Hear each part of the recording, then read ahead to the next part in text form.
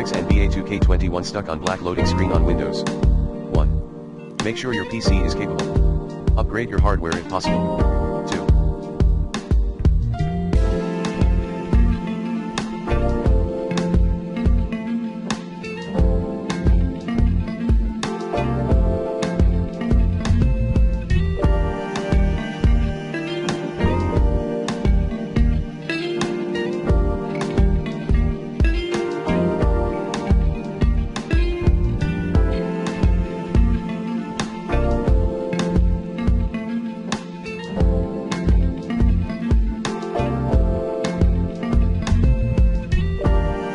Verify integrity of game files. 3.